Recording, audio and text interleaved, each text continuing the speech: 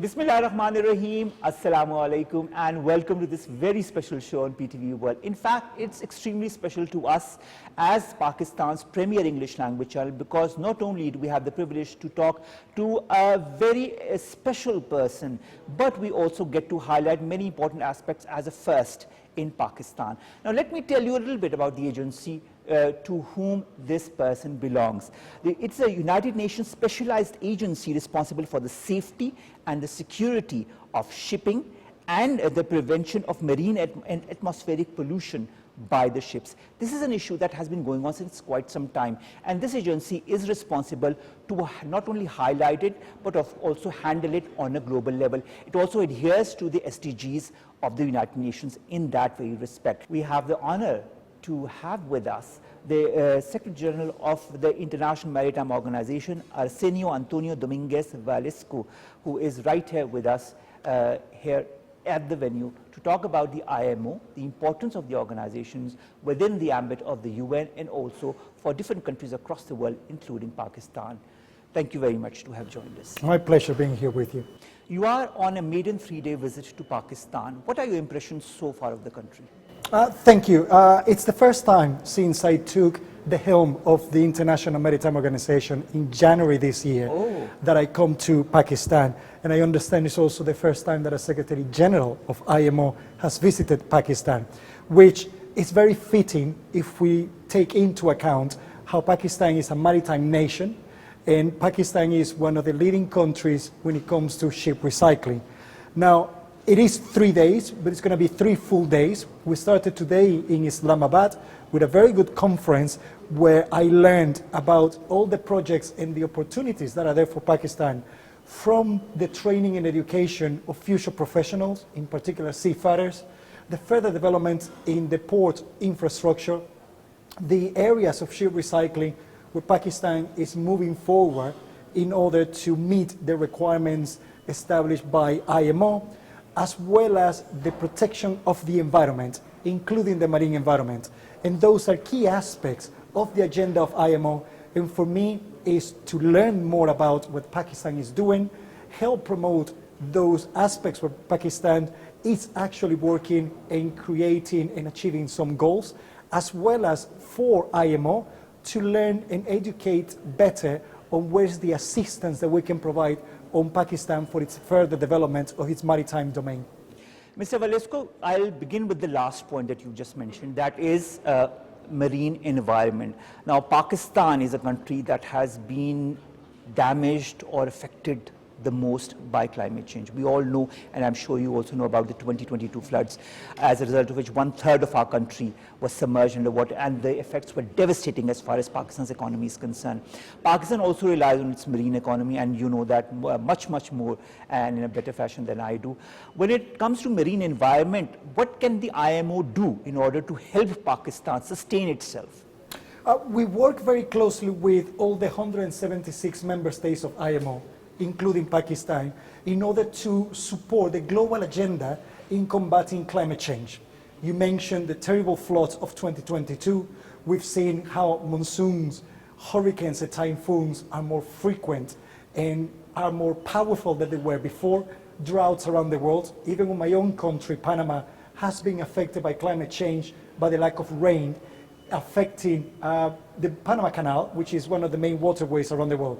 So from IMO perspective, our focus is how ships, who account for around 3% of global emissions, and these are merchant ships on international trade, can reduce the carbon footprint. Here, we have adopted last year the 2023 IMO GHG strategy, which main goal is to decarbonize international shipping by or around 2050. We started with an impact assessment of the different measures, economic and technical measures, and how the countries can be part of this transition and benefit from it.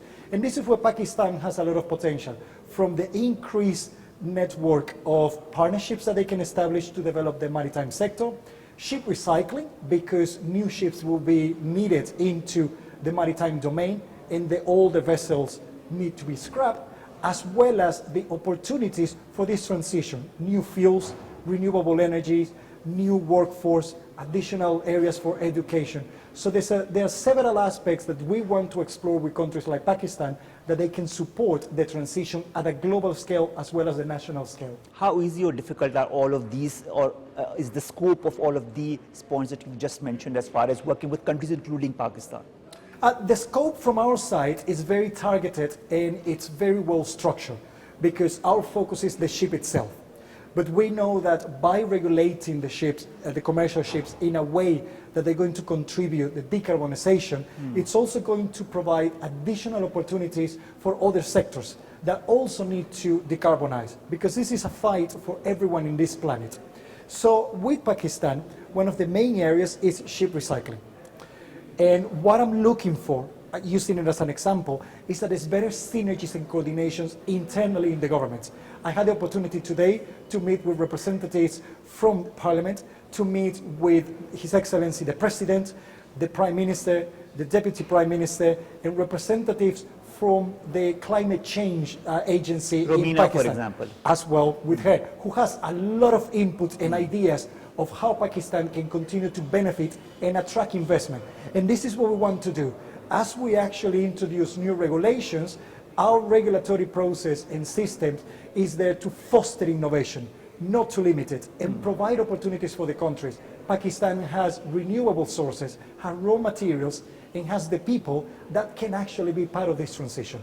I think it's very important for that. But coming to your meetings with important personalities like our Prime Minister, our President, and of course our Deputy Prime Minister and our Foreign Affairs Minister as well, who was also at this moot where you addressed as well.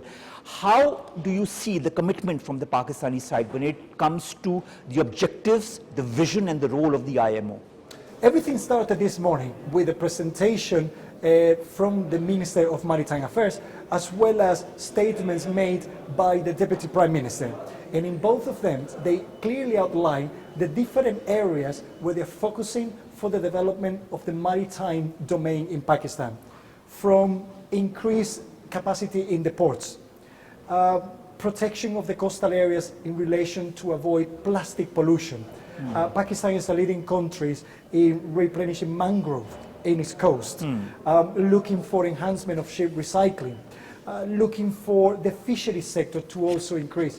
The fact that it's already on the main domain by the government bodies in Pakistan means that the seriousness in looking forward to tap into the opportunities. The other aspects that was discussed today in the conference, as well as in the meetings, the bilateral meetings that I had, was how to attract investment and partnerships to Pakistan. And here my advice continues to be to demonstrate all the steps that Pakistan is taking right now in order to meet their objectives to decarbonize, to be more sustainable, to be a safer country in relation to the maritime trade, as well as the established history like the Pakistan and China trade Silk Road, that it's been going on for many years and it has proven to be successful. So all that demonstrate that there's a lot of opportunities, that there is commitment, and that is a vision for the country.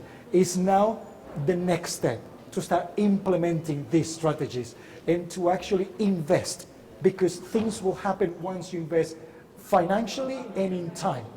And this is where we as an organization can also support Pakistan in the different projects that we establish, because we'll allow the country to also expand and promote what they do, but also get to know new people and build their own partnerships and relationships. All right. Secretary General, I'd like to understand one very important thing. You talk of, Pakistan's role and how you can help Pakistan. When it comes to Pakistan, sea pollution is one very important aspect that we are dealing with. Now, how can you help when you know that countries such as Pakistan have no capacity, no technology, no technical expertise to deal with such a very important issue? How can IMO pitch in? When it comes to the sea pollution, of course, there's several sources, and it's not only the ships. We know that the majority of the sea pollution, for example, in relation to plastic, comes from inland. And that's an area that we don't regulate directly. However, we have a lot of experience and expertise of regulations and projects of how to reduce plastic and marine pollution from ships. This knowledge can be adapted to inland activities and ways of meet those goals that are set by the countries. From IMO, what we bring is different parties of all over the world to participate in events that focus on shipping. But from there, countries like Pakistan can establish those relationships that I mentioned earlier and start asking for advice, bilateral and multilateral agreements with other countries and other sectors in order for them to assist in specific projects. If I look into what the shipping sector is doing right now, for us to decarbonize, we need assistance from other sectors, in particular the energy sector. So what I'm bringing to IMO is, as we provide technical cooperation and capacity building to the countries, I'm not only dealing directly with the maritime domain, but also other areas, inviting the energy sector to learn from us. Understood. So that would allow them to also take their actions and connect shipping with the energy sector. Same thing happens with the environment. I keep looking into what entities like the environmental ministries are doing and learn from us as well. So Pakistan can benefit just by participating actively at multilateral organizations like IMO and other UN agencies. Secretary General, I want to understand, there is one thing that is, of course, sea pollution, but sea pollution comes from various aspects. You talked about plastics and other inland pollution, but there are various sorts of pollutions, including those by international ships that happen on the main seas. That affects small fishery sector, such as that of Pakistan. What can be done in order to combat that, in your point of view? We've been regulating marine pollution from ships for 51 years now. We adopted a main maritime convention. It's called the Marine Pollution Prevention Convention, better known as MARPOL, 51 years ago. And within that convention, we have very clear requirements, and they are mandatory requirements. They're not voluntary. That's what makes IMO special as well. Mandatory requirements to avoid chemical pollution, oil pollution, plastic, rubbish, and air pollution. So we tackle every single part of the ship that could pollute. Beyond that, we have introduced other regulations in relation to biofouling, transfounderings of species, and even the control of ballast waters that, of course, creates a lot of damage in the coastal areas of the countries. The focus of the organization right now is implementation.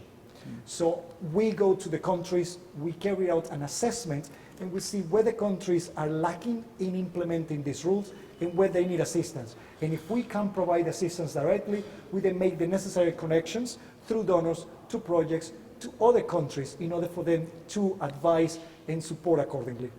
All right. Now, when it comes to countries across the world, because as you said, you work with more than 180 countries, if I'm not wrong. How has the response been generally from all the different countries? And what are the challenges that you feel are generalized when it comes to all these different countries that the IMO is part of? There's always going to be challenges there, because every country has an opinion. We have, and it also has its own goals, its own demands, and of course, they have a population that they need to respond to. And at IMO, we're 176 countries, and we're very good at bringing them together. Okay. Now, so four less. Four less than what you mentioned. But I'm working and continue to bring more countries to the membership of IMO. Wonderful. So probably the next time that I meet you, we may be 180 or even more. Inshallah. But something that we work very closely with is the technical aspects of our regulatory process. The challenges will be there, for example, geopolitics. But we are very good at committing ourselves to the goals of the organizations. You mentioned it during the introduction, and it's safe, secure shipping in clean oceans, as well as to avoid atmospheric pollution. We have very good projects and support from developed countries in order to promote this implementation. One very good example is a project that we're launching with Pakistan with the support of the governments from Norway and China in order to implement the necessary regulations for the Ship Recycling Convention that would enter into force in June next year, which Pakistan, and congratulations for that to the country for doing it, ratified it last year, which means that that will help the further increase in the objectives of Pakistan to continue to be a main recycling nation around the world. I think that's very important, and thank you for lauding Pakistan's actions and services in this sector as well, because I feel that our country wants to do a lot in many different sectors and wants to move ahead in a sustainable manner as per the United Nations SDGs, and I think you, of all people, understand that much better. I'd like to refer now to what our Deputy Prime Minister and Foreign Minister Ishaq Dar have said today during the conference. He highlighted the initiatives for modernizing fisheries and shipbreaking sector with advanced technology and practices. How can the IMO assist Pakistan with that, and how do you see Pakistan modernizing itself in that sector? When it comes to fisheries, I may be disappointing you a little bit, because there's another organization, the Food and Agricultural Organization, FAO. The FAO. You're very versatile when it comes to the UN, that actually focuses in fishing. Our role is to avoid pollution from fishing vessels, as well as the training and education of the people that work on board the ships. However, we have partnerships with FAO, and we actually roll them out together in different countries around the world. And that's what I have extended my invitation to Pakistan, to be more proactive in that respect, and that when we lend out tenders for countries to come in and start participating actively in these projects, they will then see the benefits of being part of the process. Now, the other part of your question is related mostly to the environment. When it comes to the environment, this transition will enhance technological development. We've seen with new and alternative fuels that will be required, new technologies on board the ships. Wind propulsion is one of those, as well as carbon capture and sequestration. Now, here is where we're working for countries not just to bring and exploit these technologies, but also to share the knowledge. And probably this is where Pakistan can attract investment in order for those companies to establish here. Pakistan can look forward to be a hub, a maritime hub, when it comes to provision of new and alternative fuels. And I understand that methanol is one of the opportunities for Pakistan in the future. True. So it's how the country, when develops these strategies, can start looking for those opportunities and immediately start tapping into them directly or through the assistance of other countries. But it was also good to know and to hear from the Deputy Prime Minister that even the country itself, the government, is investing in it. Because one of the main challenges is always to demonstrate that tangible results are actually obtained. And this is my main focus right now. It's going to the countries, and when we work with them, that we measure the results. And at the end, we will know why it was successful, and the areas that were not successful, how we need to tweak and probably adapt this assistance, and not to repeat. It's better use of resources, and it's more beneficial for all the member states at IMO. Secretary General, I'd also like to understand, our Foreign Minister also talked about Pakistan's commitment towards environmental sustainability as far as the maritime sector is concerned. How do you see this commitment, and what measures do you feel Pakistan should undertake now in this sector? The actions that maritime that Pakistan has taken in relation to mangroves already demonstrate the sustainability. I think that it's also important to engage more with the society, the national population, to probably educate more into what sustainability means, and is how we don't exploit the resources in a way that we will not be able to utilize them later on in the future, or that will take too long to actually recover, similar to what has happened in fishing. And even though this is an area that it may be beyond the organization, we are worried because the vessels that travel in these areas then starts going further away to more dangerous and risk zones in order to catch the fish, which of course also creates a little bit of additional concerns from our side. But this is one of the key aspects. It's how everyone in the change of command, as well as those that are implementing in the global population, gets to know more about sustainability. And it's not just using the word to be sustainable, it's the actions that are taken. Again, you should promote more, for example, what is happening with the mangroves, because that demonstrates the commitment there. And that will attract even others to comprehend that Pakistan is serious about sustainability, and you can explore other areas, including shipping. Mr. Velasco, our Deputy Prime Minister also talked about the investment opportunities that exist as far as our ports are concerned. Do you feel the IMO could be that intermediary that could maybe connect important investors with the Pakistani government as far as this investment opportunity in the porting sector is concerned? When it comes to the port, we don't regulate them. Only the ship-to-port interface. The reason is because ports are national entities from the countries, and they have the right to decide which way to move forward. And our regulatory process, again, focuses mainly on the ships. However, now, if you look into this transition and the fact that we will need additionally new labor force and these new fuels or the new energy, alternative and clean energy that is required, this is what actually create the links between the ship-to-port interface and where the countries, by looking at decarbonizing the ships, also look at decarbonizing the ports and invest in the ports. Because we're looking at new ways of trading. One of the main practical aspects that are being introduced right now are called green maritime corridors. And we're seeing major ports around the world connecting with each other and entering into partnerships to learn from each other what kind of fuels they will need, what's the kind of cargo, what's the kind of ships that actually normally trade there. That will educate them in the further strategies of how to develop their ports, how to create synergies, when to privatize, and which areas to prioritize. And this is an invitation to Pakistan to look into those aspects and probably start at the regional level and then move into national levels. These are activities that started at the COP in Glasgow a couple of years ago and were aimed at supporting the global decarbonization, utilizing the steps that IMO is taking in relation to the greenhouse gas strategy of 2023. Now, speaking of greenhouse strategy and climate change, of course, the IMO has launched a sustainable ship recycling project. You've mentioned it a little bit before in the interview as well. Would you care to tell us a little bit more about that and how that is going to help sustain the, the effects of climate change or help reduce the effects of climate change?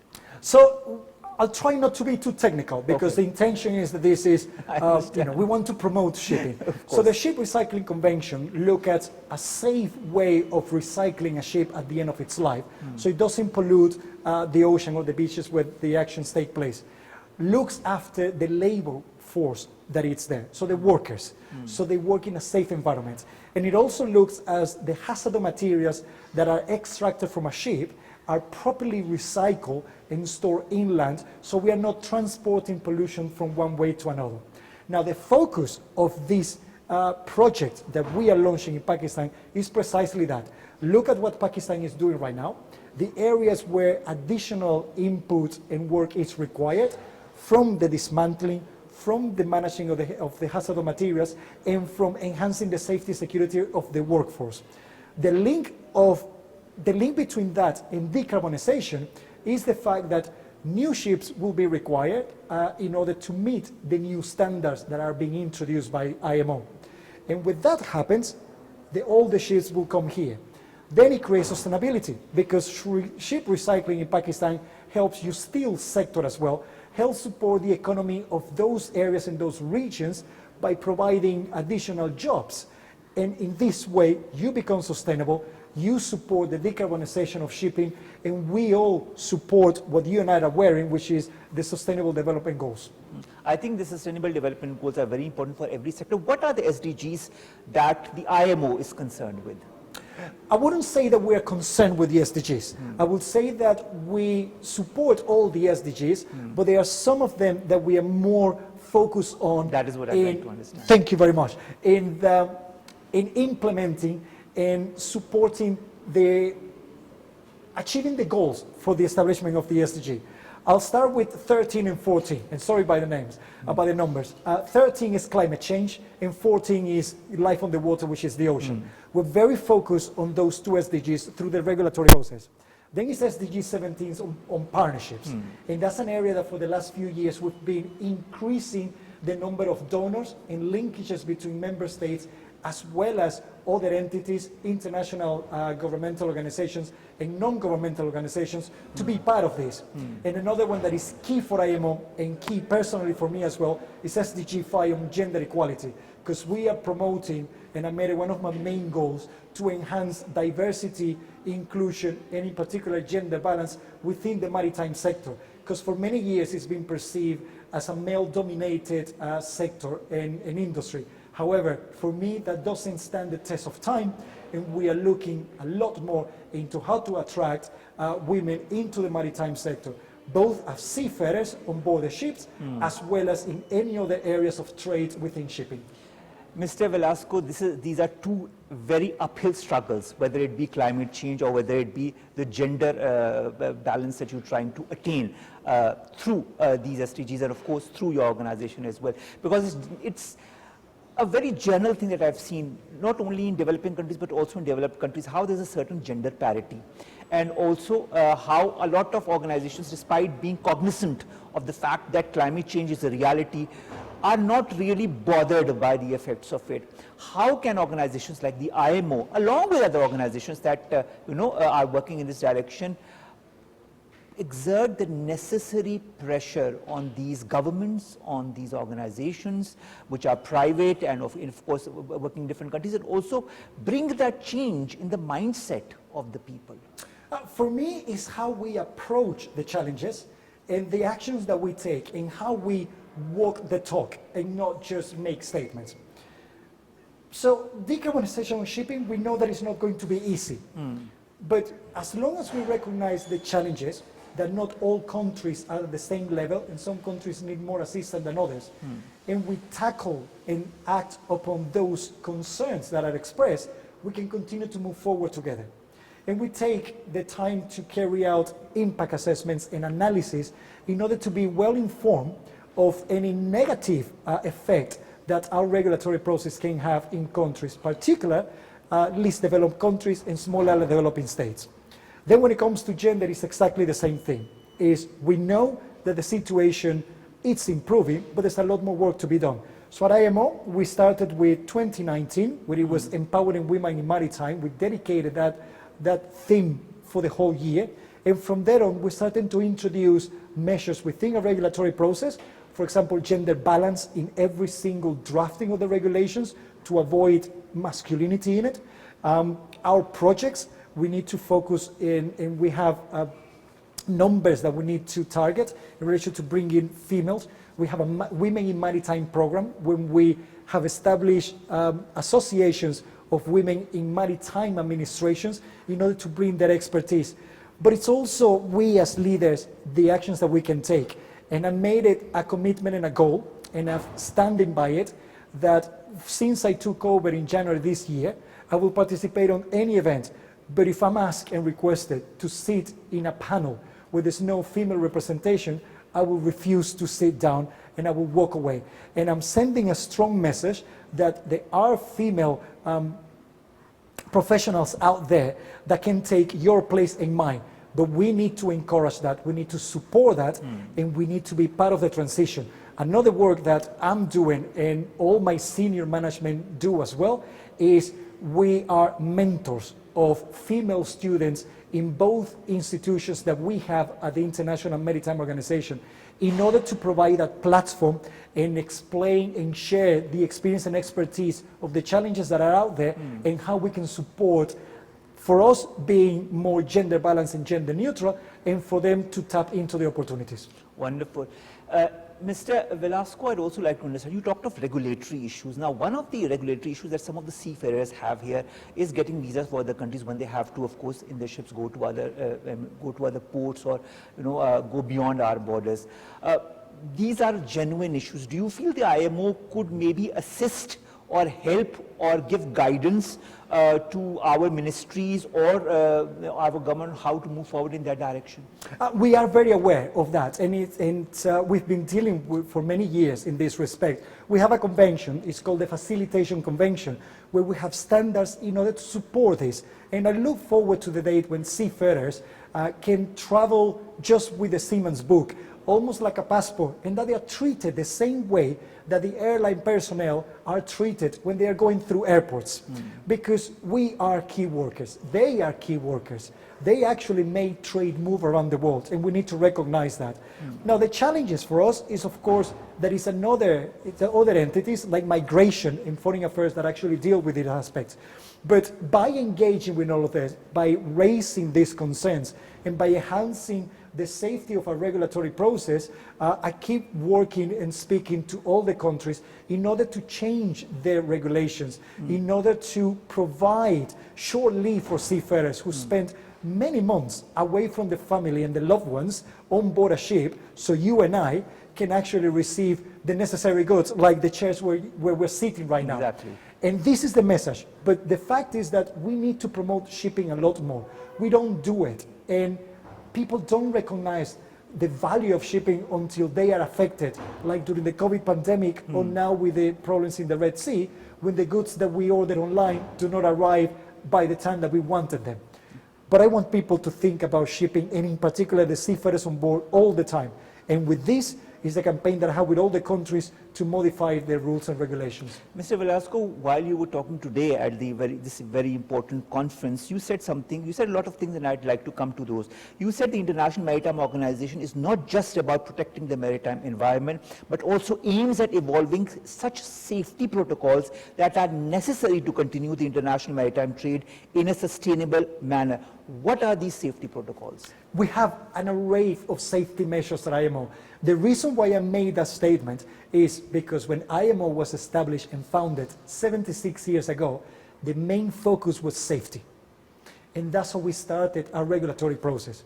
So we regulate the safety of the ship from the moment that it's designed to the moment that it actually is scrapped. Okay? And we regulate the safety aspects of the people on board the ship. The reason for the statement is because we normally are on the news when we're talking about the environment, and people don't pay too much attention to the work that we do in relation to safe shipping. There are still accidents, so there's still work for us to do, and this is where additional technologies is coming to play to support the seafarers on board the vessels in order to have better ways of look in advance into possible ways to avoid accidents, from meteorological information, from communications, and even new systems that can send alerts ashore and to other ships around in order to assist a vessel in distress. Mr. Velasco, I'd also like to add to something that you also said. You said that you are going to extend all-out cooperation to Pakistan for harnessing its maritime trade. You also talked of other things, but I'd like to highlight harnessing Pakistan's maritime trade. How can you cooperate with Pakistan to, improve on that? Right now, more and more, there's a lot of focus on how we trade in a sustainable manner and that we're green. And that's what society is demanding, and rightly so, because it's the only way that we have to conserve the planet. Pakistan is a truly maritime nation. It has a long coastline, and at the same time, has a very young population, and has a workforce that could increase in the maritime domain. The more that Pakistan implement the regulations for IMO, demonstrates that the ship-to-port interface is secure, is speedy, and is efficient and effective, the more that trade will actually start coming back to Pakistan in this aspect. You can become a regional and a global hub as well. This is what I was mentioning, the green corridors, because then you could see the pattern of trade, and that will actually give Pakistan the necessary information to make the decisions that they need as they develop their strategies. Because what is important is to understand where you want to go, which is the market that you want to tap on, which are the goods that you want to trade. From there, you look at the IMO regulations that can help you, you look at participating in IMO meetings and make the necessary contacts with all the stakeholders that want the same thing. The more that Pakistan promotes that, the more that people get to know what Pakistan is doing, the more benefits that will bring for you, including investment. Now, I'd like to refer to something that our Minister for Maritime Affairs, Qasir Ahmed Sheikh, said today in this very conference. He talked about Pakistan ensuring the protection of marine biodiversity in line with the UN SDGs. How important is it for any country, whether it be Pakistan or any country, to ensure the protection of its marine biodiversity? And what are the examples that we have seen in the recent part that you could say you are proud of? We talked earlier about the negative effect that climate change is having around the world, and you mentioned the floods of 2022. Yes. That demonstrates the need to protect biodiversity, to protect the environment. Because, of course, the more that we protect the ocean, the more stable that it will be, and the less that this very tragic effect due to climate change will continue to happen. Within the United Nations, as a family, several actions that have been taking place. The Convention for Biodiversity introduced the goal of protecting at least 30% of the ocean by 2030. Last year, the United Nations adopted the Convention or the Agreement on Biodiversity beyond national jurisdictions, again to protect the ocean itself. And the United Nations Environmental Assembly is developing the Global Plastic Treaty, again in order to protect the oceans, and it's expected to be adopted next year. IMO is part of all these processes because we have experience and expertise for protecting marine areas, for protecting ecosystems, regulations to avoid transboundary pollution of species, etc. So our role is to not only participate in the developments, but then share the experience that we have from different projects for what actions we have taken with different member states in order to introduce this change at a global scale. And this, for me, demonstrates the commitment from the United Nations, but also from all the countries of these UN agencies, because they are signing up to these agreements. They are recognizing the need to change, the need to make further improvements when it comes to protection of the environment and safety. It's now the time to start acting. Ratify those instruments. They will enter into force. We start gathering experience and expertise and improve them as we go along. 176 countries that are part of the IMO. Inshallah, I'm sure that in the coming months and years, you'll have more than 180 countries, as you've promised next time you're here in Pakistan. And we're so happy that you are here in our country. Pakistan says that we are trying to reduce the global footprint, and we are also trying to make maximum use of green technology. What are the measures that the IMO suggests for that? When it comes to reduction of emissions, the carbon footprint, it's all around the adoption of the 2023 agenda for reduction of greenhouse gases from international shipping. We have several goals. We are looking at reducing between 30 and 30% of emissions by 2030, which is in 6 years' time, 70 to 80% by 2040, and decarbonizing the sector by or around 2050. There's a lot of research and development that is ongoing on new technologies. There are operational measures that we have already put into place. For example, a ship can reduce its carbon footprint with simple measures as just changing all the light fixtures inside for LED. And that accounts for around 5% of improvements in energy efficiency. Heat recovery systems, wind assistant propulsion, things that in the past were not looked at, and now we can see the changes. Carbon capture and sequestration is a new technology that is being developed. And the sequestration of that carbon will need some areas in some part of the world to be managed and handled. Here is where Pakistan has additional opportunities of being a player. So the technology will continue to be developed as we move forward. We expect the new fuels to start being scaled up at the beginning of the 2030s. And from then, of course, we're also looking at the safety aspects in order to make sure that what we're introducing is going to be effective and it's not going to be detrimental to health, safety, neither to the environment. Secretary General, I'd like to understand also the IMO's vision as far as the future of the global maritime sector is concerned, and how can Pakistan align with all of that? Our focus continues to be, and will always be, safe, secure shipping on clean oceans. And that is our main goal. But it's also focusing on people, how we can look better after the well-being of the seafarers and everyone that is engaged in this amazing industry. I set up specific goals as well, aligned with the strategy plan of the organization, and it is to support the member states in implementing the rules, as well as the actions that we as an organization can take and understand the concerns better. Pakistan can be an active player by utilizing their experience and expertise and probably enhance their participation at the meetings at IMO. So the working level, they can explain what they are doing. They can also exchange information with other countries. And that will put them higher on the map. And that would actually also bring additional expertise for Pakistan to implement the national strategy in relation to enhancing the maritime domain. Because the more that the countries grow in protection of the environment, in safe and secure shipping, in educating and supporting the workforce, the more that international organizations like IMO would meet the goals. Because remember, we are the member states. They set the goals for us.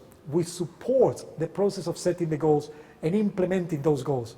So as long as the member states are acting and achieving the goals, we at IMO, we're also achieving those goals.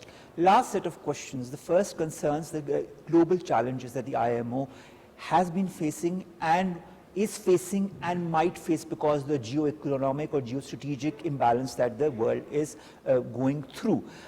What do you foresee and how ready are you for these challenges? So the first one, we talked about it, so I'm not going into details, which is the environment. But we are very much on track to tackle the environmental challenges, and I keep mentioning the different conventions, the different rules that we have to protect the environment. The biggest challenge that we have right now is geopolitics.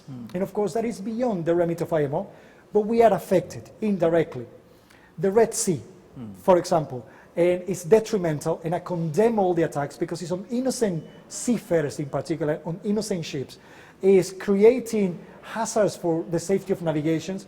The potential of marine pollution that will affect the countries is increasing the cost of trade, which is affecting everyone around the world, and shipping is innocent in this respect.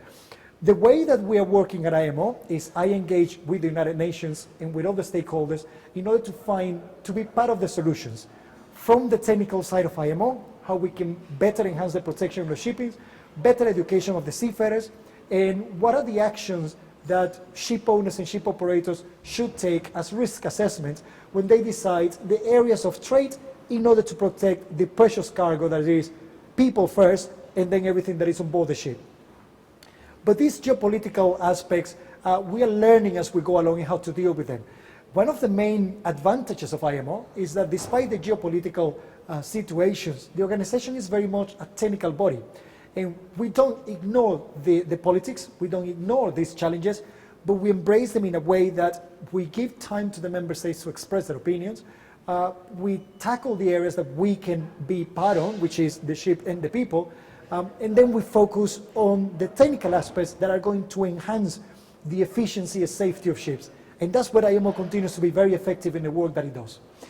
Second last question, what role do you feel Pakistan could play in the future as far as the regional and international maritime arena is concerned? And what do you feel, now that you've met a lot of people and you understand Pakistan a little bit better, is the strength of Pakistan in this sphere? Pakistan is a country that has a vision to continue to grow. I had a very good conversation with the President and the Deputy Prime Minister as well, where they were mentioning how Pakistan, not many years ago, were very close to be a G20 country, and how that continues to be a goal, despite some of the challenges that the country has faced. And of course, we have to take into account the COVID pandemic that affected countries around the world in this respect. But the fact that the opportunities are there and the focus is to continue to grow makes Pakistan a key player. Another area will be what can Pakistan continue to do in the international scale as a mediator. And I always call on countries that can send the message across, that can sit down on the table and speak to others in order to find solutions. And here I will continue to invite Pakistan and any other country that can help in finding their solution to what is happening in the Red Sea in order to protect shipping. And that means, for example, reaching out to countries that can help us free some seafarers that were hijacked in November last year, and they continue to be in Yemen, and we have not been able to get them out. Any assistance can help, and that of course will highlight how Pakistan is a global player, makes and sets up its targets to continue to be a maritime nation, and is worried for the environment as well as the people. Finally, Mr. Velasco, what is the message that you'd like to give to our government, to our people? This is your maiden visit to Pakistan. I hope this will be the first of many visits to Pakistan. I hope to interview each time that you are here in Pakistan. But what is the message, the general message, at least from what you've seen of Pakistan, would you like to give to our people and to our government?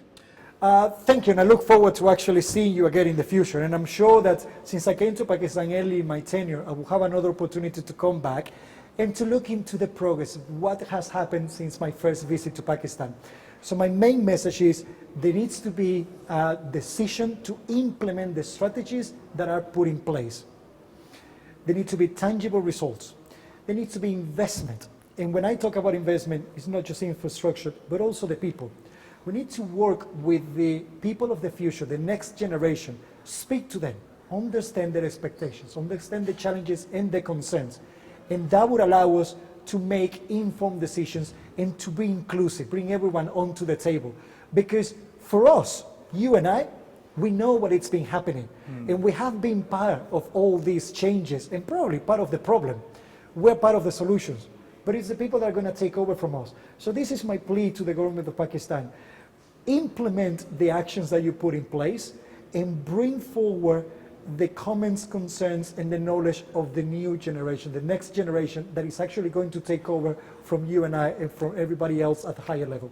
Thank you so very much, Mr. Velasco, to have joined us, to have given us ample time to discuss many different aspects of your maiden visit to Pakistan. And the visit hasn't ended, but we wish you all the best also in the continuity of this visit. And I hope the more you see of Pakistan, the more you are enamored by not only the people, but also the passion and the zeal and the zest by which we want to work towards taking it out and making it a global developed country. And we hope that with the assistance and cooperation of organizations such as the IMO, that we'll be inshallah able to attain that and more, and also achieve all the SDGs as per the requirements of the United Nations. We wish you all the very best, Mr. Velasco, and we also see the commitment that the IMO has for all its 176 countries, and I wish that Pakistan becomes one of those countries that you can refer to whenever you go to any other country and say, you know, I was in Pakistan and I met all these people, and look how Pakistan has changed itself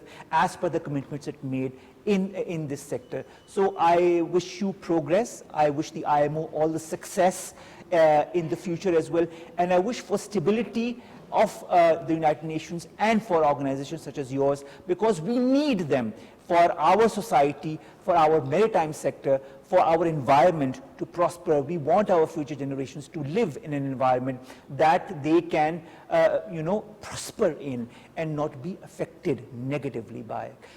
Thank you very much again, and ladies and gentlemen, that brings us to an end of this very special show on PTV World. We remind you, we're the only channel, the only English language channel, or the only channel in Pakistan to have had the opportunity to interview Mr. Velasco. Thank you again very much, sir. This, ladies and gentlemen, this wonderful enigmatic person was none other than Arsenio Antonio Dominguez Velasco, the Secretary General of the International Maritime Organization. Thank you very much. It's been an absolute pleasure. Thank you very much. Thank you.